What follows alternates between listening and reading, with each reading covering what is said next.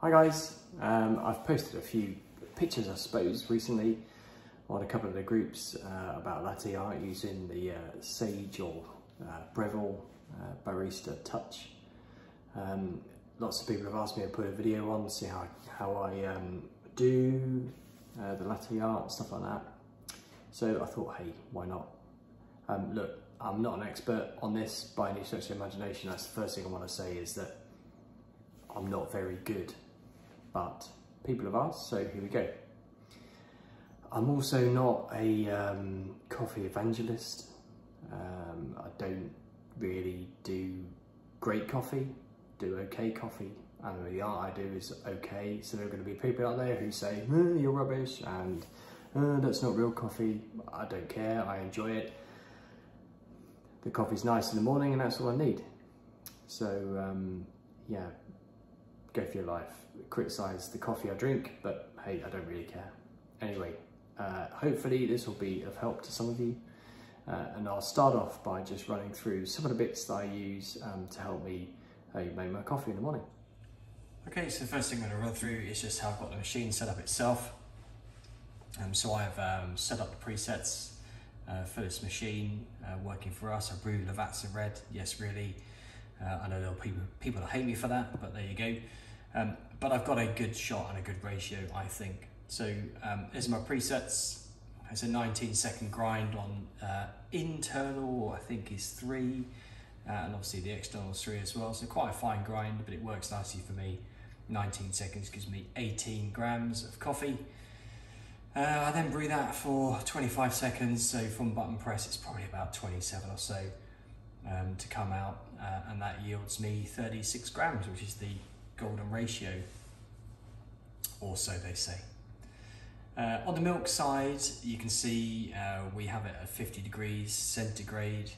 I'm not sure how many Fahrenheit that is. I'm sure you guys can convert that online, but it works for us. We like to be able to drink our coffee pretty much straight away, but everything I'm going to show you today will work just as well at 55 or 60, even up to 65. You never really want to go higher than 65, because it's just too hot to drink anyway, but also you're going to then risk splitting the milk and ruining your product at the end. It's not going to give you good anything really, let alone foam.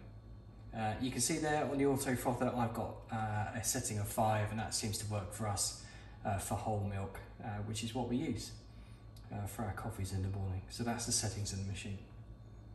Okay, so a couple of other things I use then. So we use whole milk, which for me gives a better flavour. It does foam slightly better than like half fat or no fat milk, but as I say, I've had success with my latte art with semi-skim, so half fat milk for quite a long time, but also whole fat milk, so it all works. There is a bit of difference in the whole fat from day to day, so you might have one batch which works really well with your foam and another batch which doesn't work quite so well. It's a natural product, so there will be varying amounts of fat, protein, all that kind of stuff in it. Even though these days most milk is homogenized, it's still a natural product, so there will be natural variations amongst it. Also, my pitcher, my jug is different. So this is the standard Breville one, which you get. As you can probably see here, I'll try and show you, it's got quite a small spout on it. And it's got the marks there, the max and the min for the steaming. I use this one, which is slightly bigger. And it's also got quite a bit bigger spout, as you can see.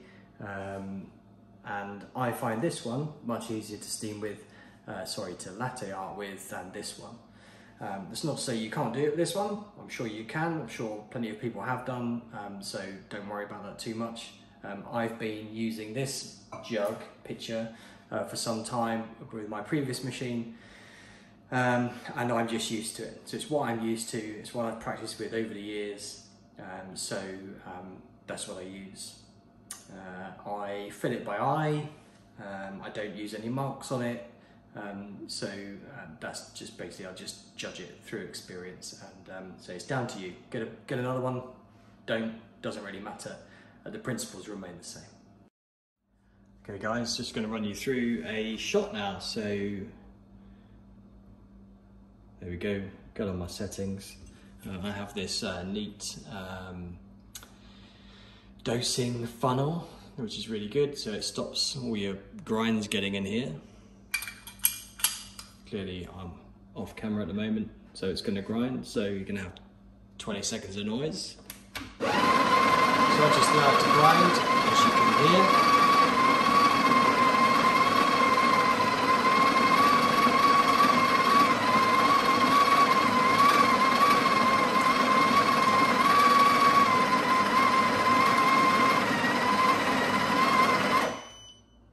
Okay, so that's ground nicely. Okay then, so let's look at steaming now. So I get my empty jug and I put in not really much more than I'm going to need for this cup. Maybe a touch more, maybe not. I'm not really too worried about it. And let's see how we go. So it goes on to the temperature sensor as normal, and I press my button.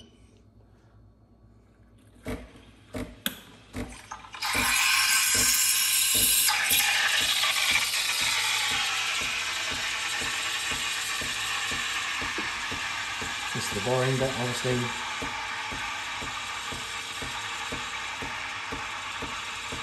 You can see that's coming very nicely.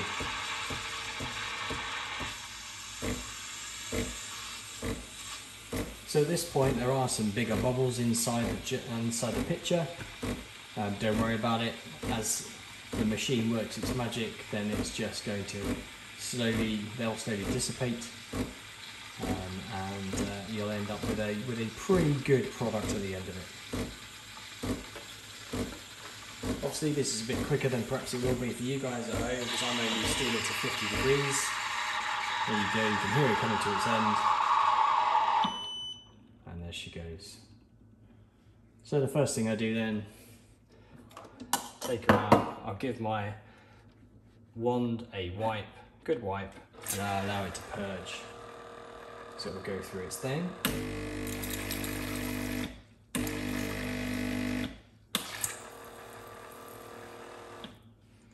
And I give that a good wipe. Now in that time, we've just allowed the milk just to kind of settle a little bit. And as you can see there, it's not too bad. There's a few larger bubbles in it, but what I'm going to do, tap it, I'm going to swirl it. And I'm just going to allow it to just get rid of some of the bigger bubbles there. Okay guys, here we are with the shot and with our milk. A little bit of a tap, a little bit of a swirl. Make sure you don't leave it too long, otherwise it will form like this too foamy plug. Here we go. So just a little bit on the top to start with. Okay, and then all the way across the other side. A little bit of a wiggle.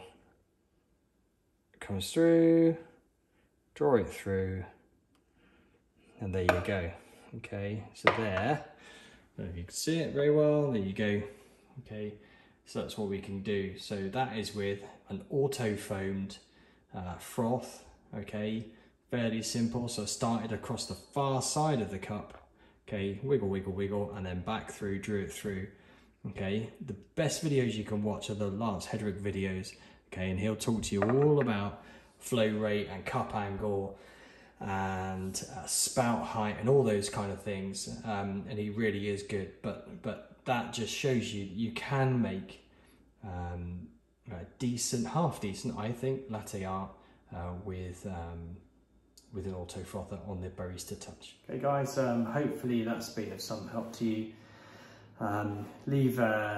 Leave any comments you've got down below. I'll see if I can get back to you. I'll answer those for you. And if there's any other requests, then I'll see if I can do for it. But I'm not very good at these, as you probably told. My coffee's probably a little bit better than my videos. Anyway, cheers.